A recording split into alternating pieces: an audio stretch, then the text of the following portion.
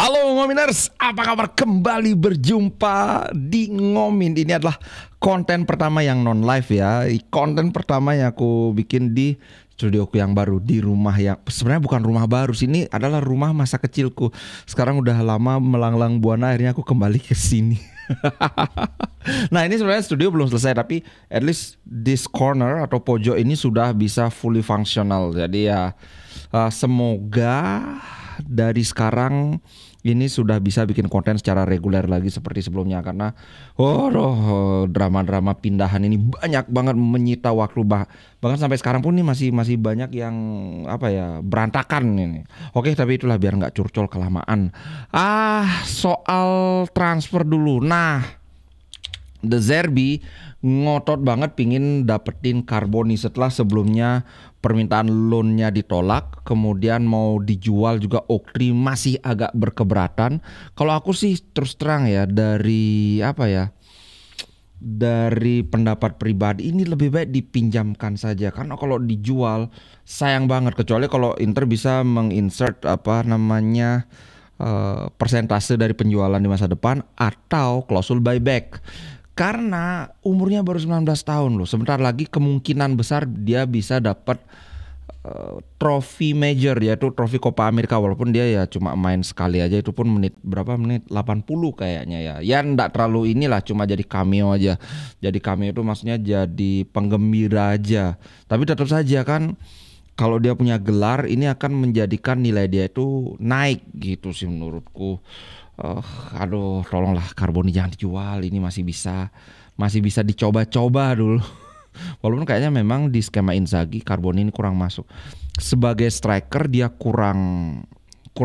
mungkin kurang oke-nya karena memang usianya masih muda kan. Siapa tahu nanti kalau udah lebih matang lagi dia bisa kayak Gudmundsson, dia jadi gelandang serang, bisa jadi striker juga bisa kan. Kemudian ini adalah berita yang cukup mengejutkan. Tahukah kawan-kawan, ternyata ini aku baru tahu terus terang aja. Ternyata klub-klub itu sekarang dapat duit dari kompetisi ini yang Eropa. Kalau Copa America aku nggak tahu. Nah, intinya adalah dari ini negara-negara yang berpartisipasi di kompetisi itu dari FIFA atau UEFA ya sebentar. Euro ya, berarti dari UEFA. UEFA itu membuat apa yang dinamakan Club Benefits Program. Intinya adalah setiap klub itu akan dapat benefit dari keikutsertaan pemainnya di kompetisi. Nah, jumlahnya itu 10.000 euro per hari per pemain. Nah, Serie A klub itu masuk di kategori 1. Kalau beda kategori mungkin beda ininya lah. Intinya adalah karena Euro itu bukan cuma hari pas dia bermain aja yang dihitung, tapi dari awal sampai dia tersingkir. Nah, kabarnya di sini Inter akan menjadi klub Serie A dengan pendapatan paling besar dari Euro, yaitu 3,7 euro. Ini kayak hadiahnya Coppa Italia ya, 3,7. Kemudian walaupun klub Italia ini tidak punya representatif di partai final, tapi ya karena jumlahnya banyak kan, dan banyak yang kemarin mencapai semifinal. Ada De Vrij, Dumfries, Marcus Thuram, Benjamin Pavard, kemudian siapa lagi ya, kayaknya itu aja. Yang mengejutkan adalah selain Inter itu ada Bologna di tempat kedua dengan mengkoleksi sekitar 2,5 juta. Bologna loh. Ya mungkin karena pemain-pemain Bologna itu kan tersebar di sana sini kan. Karena di Swiss itu kan mencapai quarter finals. 3 representasi di tim Swiss. Oh, ada 3 pemain Swiss ya di Bologna, aku baru tahu. Nah, kemudian di tempat ketiga itu ada AC Milan 2,4 juta. Dan walaupun Rossoneri ini lebih sedikit pemainnya daripada Juventus, tapi dia bisa mengkoleksi duit lebih banyak karena ya lebih jauh ininya melangkahnya. Terutama ya si Theo Hernandez sama Mike Maignan, sama kayak pemain Inter kan di Prancis. So itu agak berita intermezzo aja. Aku nggak nyangka loh sekarang ada gini ternyata, lumayan kan, 3,5 juta euro loh. Nah, berikutnya adalah berita Josep Martinez. Kawan-kawan sudah pasti tahu ya, kemarin sudah aku bahas Jose Martinez sudah deal ke Inter. Ini dia bilang gini, he's very happy, Inzaghi akan memutuskan kapan memainkan dia. Nah, kenapa aku bilang ini? Ada yang menarik ini. Kita kan sama-sama tahu bahwa rencana Inter Milan dengan Jose Martinez ini, dia akan jadi deputinya si siapa namanya, Jan Sommer, untuk di musim ini. Barulah kemudian, sorry ini kok kayaknya kepanjangan, barulah kemudian di musim berikutnya dia akan menjadi kiper utama. Tapi dari ini ya justru bilang gini dia, dari agennya, kami tidak berencana untuk menjadikannya pilihan kedua musim ini dan kemudian menjadi starter musim depan. Martinez menandatangani kontrak untuk Inter dan dia ada di tangan pelatih dan klub. Maksudnya terserah pelatih kapan mau dimainkan, apakah akan dimainkan. Nah, yang menarik adalah kenapa? Karena kayaknya udah rahasia umum bahwa rencana Inter itu seperti itu. Ini beda dengan Audero, karena ketika Audero, Inter kan tidak terlalu yakin, makanya pilih Audero dengan opsi membeli, bukan harus bukan harus langsung dibeli. Kalau Jose Martinez itu langsung dibeli sama Inter 13 jutaan kalau nggak salah, harga 13,5 juta euro. Nah, rencana itu kan sudah jadi rahasia umum bahwa Inter dia akan dijadikan ini dulu pilihan kedua, baru kemudian musim depan jadi pilihan pertama. Kenapa sekarang si ini agen yang ngomong gini? Ini ada kedua kemungkinan sih menurutku. Yang pertama ya dia ingin ya ini ya, ibaratnya kalau bahasa Bali itu kanggo-kanggo aja, apa terima-terima aja, apakah dia sekarang jadi pilihan kedua, kemudian kalau nantinya dianggap tidak memuaskan di musim depan juga tetap jadi pilihan kedua, atau dengan kata lain Inter nyari lagi kiper yang lain. Itu pilihan pertama, maksudnya ya kayak ngomong ya gimana aja lah, kami nggak akan kecewa kayak gitu. Itu yang pilihan pertama. Nah, pilihan kedua, bukan pilihan, maksudnya kemungkinan kedua yang mungkin itu, mungkin dia ingin secara secara implisit menyatakan Jose Martinez ini bisa jadi seperti Onana. Nah, Onana itu kan gitu, sekitar pertengahan musim, bahkan sebelum pertengahan musim kan dia sudah mengambil estafet itu dari siapa namanya, Handanovic kan. Nggak sampai satu musim berakhir sudah Onana jadi kiper utama, dan habis itu juga Inter bisa jual mahal 50 juta ke MU. Nah, mungkin dia ingin mengindikasikan itu, kayak ngomong gini loh. Ya memang rencananya mungkin musim depan dia jadi kiper utama, tapi bisa saja musim ini sudah jadi kiper utama. Nah, ini yang menarik sih, apa ini bisa kejadian atau enggak. Cuman kalau aku sih kemungkinannya kecil, karena begini. Di musim lalu, 2 musim lalu ketika Onana datang, itu dari 3 musim lalu kita sudah melihat penampilan Handanovic itu udah menurun. Kalau kawan-kawan ingat gimana meme-nya tuh banyak sekali yang mata laser segala macam itu. Nah, sedangkan si siapa namanya, Jan Sommer ini kan masih sangat sangar gitu loh. Masih sangat, kita lihat lah refleksnya masih kencang banget, performa dia juga masih oke, clean sheet-nya paling banyak. So aku nggak yakin sih bisa Jose Martinez. Ngomong-ngomong, Sommer itu sekarang musim terakhirnya kalau nggak salah, musim depan. Bukan, tolong dikoreksi ya. Kalau nggak salah ingat, Inter mengontrak Jan Sommer itu 2 musim. Jadi sekarang ini musim terakhir, kalau nggak salah ya. Nah, so kemungkinan besar ya musim ini tetap akan jadi pilihan utama itu masih ada di Jan Sommer. Tidak seperti yang 2 musim lalu lah, ketika Onana mengambil alih di pertengahan musim. Begitu bro. Nah, itu tentang Jose Martinez. Nah, ini berita buat Inzaghi mania. Akhirnya ini sedikit lagi deal. Besok akan penandatanganan kontrak antara Inzaghi dengan Inter. Nah, kabarnya ini pelatih kelahiran Piacenza ini akan mendapat gaji 6,5 juta. Dan kemudian bonusnya bisa mencapai 3 juta. Tergantung dari hasil di lapangan, yaitu ya 6,5 juta tambah 3 juta 9,5. Kalau ini aku sempat baca di medsos, salah satu kondisi untuk bonusnya itu adalah kalau dia dapat Scudetto itu sudah dapat langsung bonus 2 juta.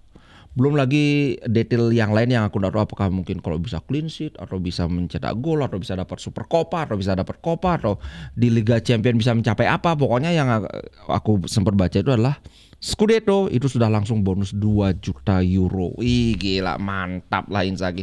Ngomong-ngomong ini berita udah 3 hari yang lalu. Ternyata Inzaghi itu ada yang meminati dari klub Arab apa ya, Al Ahli apa Al Hilal, pokoknya dari klub Arab itu dia ditawarin gaji 20 juta euro, ditolak sama dia demi gaji 6,5 juta. Ih gila, aku bangga banget. Kenapa aku bangga adalah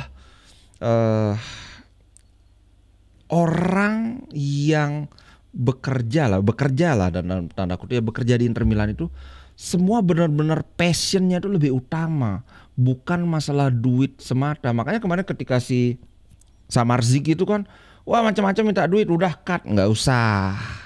Kemudian Zirkzee juga, wah ini agennya macam-macam, udah nggak usah. Makanya ini kasihan Milan sih kan, dia berminat sama Zirkzee, tapi itu kan 40 juta udah ya sudah klausul tebusnya kan, udah nggak bisa diapa-apakan lagi. Tapi kan si pemainnya melalui agennya kan minta bonus itu 15 juta euro, bayangin 15 juta euro. Akhirnya MU yang katanya akan mengambil itu sudah hampir deal. Nah untungnya orang-orang yang ke Inter itu tidak, ya kalau jeleknya dibilang tidak terlalu mata duitan lah. Bahkan Lautaro sendiri yang baru saja kejadian langsung nyuruh agennya, udah terima aja berapa ditawarin sama Inter, terima itu karena aku happy di Inter kan gitu. So kudos, aku happy sih dengan kabar ini, bahwa bayangin bro, nolak 20 juta demi 6,5 juta. 6,5 juta itu kayak sepertiganya, ya sepertiga kurang dikit lah, kan wow banget. Nah sekarang kita bahas tentang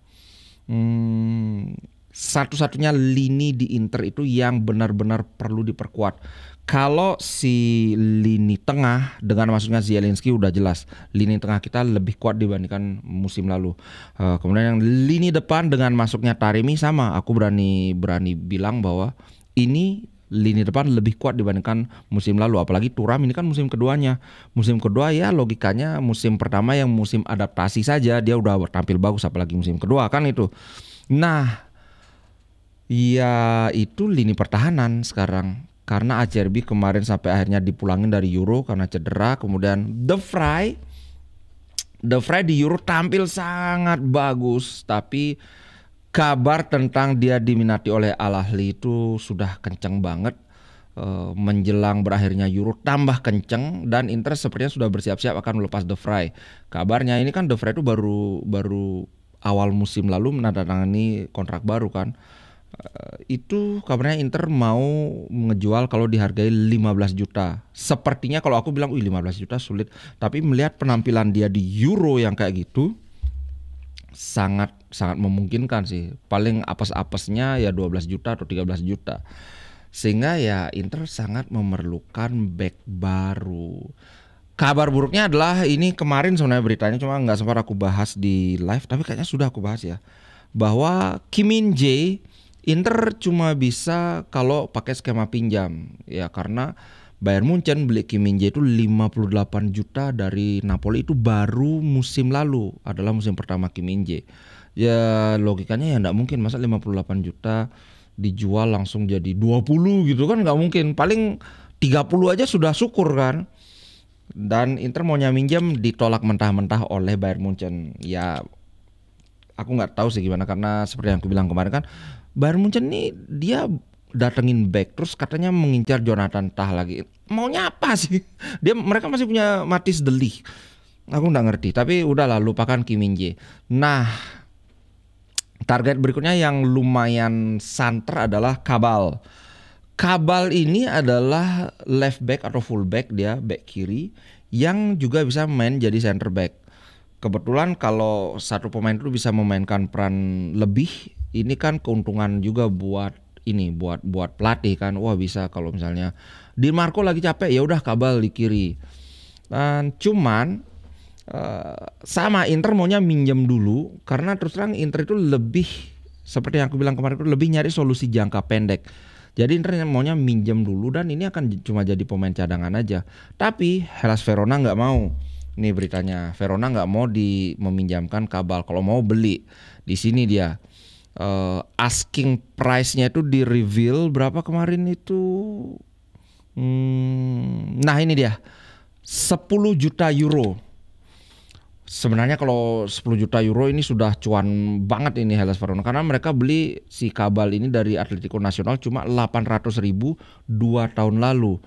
Penampilan Cabal menurutku ya lumayan untuk sekelas siapa namanya, untuk Verona. Tapi untuk sekelas Inter sih ini masuknya cuma cadangan doang kayak Belanova gitu.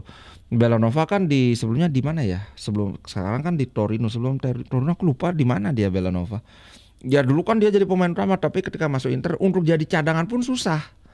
Itu aku nggak terlalu semangat dengan Cabal. Cabal ini ya dribblenya oke.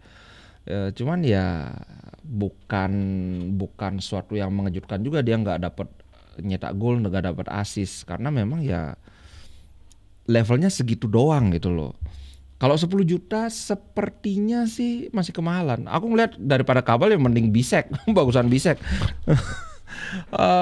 Kemudian selain Cabal, target berikutnya adalah Jaka Bijol nih, yang kemarin juga muncul nama Jaka Bijol. Jaka Bijol ini sedikit lebih mahal dibandingkan Cabal, tapi jelas lebih bagus dia. Dia tuh 17 juta. Dihargai 17 juta oleh Udinese. Nah, ada ketertarikan dari Premier League, tapi itu tim kecil yaitu Nottingham Forest. Kemudian kalau dari klub Serie A itu kalau nggak salah kemarin ada Atalanta dan Bolonya nih, Atalanta dan Bolonya. Kalau maksudnya dari ini loh, kebesaran nama klub di antara peminat Jaka Bijol itu jelas Inter yang paling ini. Ya walaupun IPL gitu loh, tapi masa Inter dibandingkan sama Nottingham Forest kan beda reputasi lah, beda nama besar, beda histori. Itu kalau dari sisi ini ya, reputasi klub. Cuman 17 juta apakah Inter berminat? Kalau menurutku sih ya 17 juta ini ya 15 sampai 17 adalah harga yang sangat wajar untuk pemain sekelas si Jaka Bijol ini. Usia masih 25 tahun. Ya sepertinya masih sesuai dengan kebijakan dari Oaktree. Kalau kawan-kawan ingat kemarin kan Oaktree pinginnya peremajaan squad, jangan sampai squadnya terlalu tua. Sampai ada yang kemarin, wah coba kalau transfer Zielinski dan Taremi itu belum terjadi saat Inter diambil Oaktree, mungkin itu di veto juga kan. Yang menariknya adalah begini, Mario Hermoso kan kabarnya di veto sama Oaktree, tapi ternyata enggak. Dalam artian Inter masih nego, jadi enggak benar-benar di veto. Kabar di veto itu kan cuma ada di media aja kan, apakah itu sumbernya dari internal Inter, itu nggak ada kejelasan, cuma kayak spekulasi media aja. Nah yang menarik adalah ini lagi-lagi bikin terharu, gila terharu. Mantan pemain Atletico Madrid ini bersedia menurunkan permintaan gajinya. Gila guys, sudah gratis. Dia awalnya minta 5 juta. Nah sekarang dia oke lah, aku pingin banget join Inter. 3,5 juta aku oke. Nah kira kalau sekelas Hermoso kita dapetin gratis gaji 3,5 juta ini, kalau aku pribadi sih no brainer banget. Kawan-kawan ketik aja si Hermoso ini, kawan-kawan akan langsung berpikir ini back bener-bener tipenya Inter banget. Secara teknik dia bagus, dia bisa ikut di build up. Kalau kawan-kawan ngelihat gimana dia main kayak ini kok kayak Brozovic KW1 tapi dari kemampuan dia untuk menghandle bola itu menurutku lebih bagus daripada Acerbi. Dengan usia yang lebih muda, menurutku ini adalah bagus banget sebagai langsung menggeser Acerbi. Kalau aku sih yakin bisa ngegeser Acerbi. Cuman masalahnya adalah lagi-lagi ini, dia mintanya 3 tahun kontraknya, sedangkan Inter maksimal maunya 2 tahun aja. Sebenarnya sih kalau 3 tahun ya, kan umurnya Hermoso ini sekarang 29 tahun. 29 tahun ini kan belum tua namanya. Bahkan 29 tahun itu adalah biasanya adalah puncak, kan 28 sampai 30 itu adalah puncak permainan seorang pemain bola kan. Jadi 29 tambah 3 kan itu 32 tahun. Ketika kontrak dia habis di umur 32, Inter bisa milih mau perpanjang kayak mau udah lepas aja, kayak ini sudah, aduh kayaknya nggak mungkin rugi sih Hermoso. Coba deh lihat di YouTube Hermoso, standing tackle dia itu oke banget. Kecepatan memang dia nggak terlalu cepat ya, tapi center back ya memang nggak perlu speed yang wow kayak wingback atau kayak winger juga kan. Dan menurutku ini adalah tanda yang bagus ketika si pemain bersedia, oke, nggak sanggup 5 juta, ya udah ada 3,5 juta, yang penting aku pingin ke Inter. Jadi passion lagi-lagi seperti pada kasusnya si siapa namanya tadi yang aku bilang tuh, Inzaghi. Passion dia itu memang ingin bermain di Inter. Uang oke lah, nggak munafik, dia perlu uang, tapi dia mau. Dari 5 juta ke 3,5 juta itu kan sekitar berapa itu? 30% penurunannya kan. Kita dikasih diskon 30%. Aduh, aku sudah ngomong sama Marotta, opa tolong dong ini. Kamu tuh kan, bukan kamu, opa ini kan sekarang presiden. Masa presiden nggak dikasih keleluasaan yang lebih dibandingkan dulu cuma jadi direktur doang, aku gituin. Ya tenang Bli Ngomin. Saya sedang berusaha. Kok jadi logat Madura, mau niru logat Itali. jadi kayak gitu. Kalau aku sih semoga Hermoso dari sekian calon itu, Jaka Bijol, Kabal, Kim Min-jae, Hermoso. Ya kalau idealnya sih Kim Min-jae ya, tapi Kim Min-jae kemahalan. Hermoso kalau aku paling ini Hermoso. Kalau sudah dapat Hermoso udah terserah mau siapa lagi yang diambil, terserah. Nggak beli pemain juga terserah. Kita lihat aja nanti kalau ada perkembangan lagi terkait Hermoso ataupun target center back lain. Karena kemarin juga ada nama Persurs itu, cuman sekarang pun kayaknya cedera dia belum sembuh benar. Jadi Inter masih agak ragu-ragu gitu guys. Oke, itu dulu untuk konten kali ini. Sampai jumpa di konten berikutnya besok. Oke, ciao guys.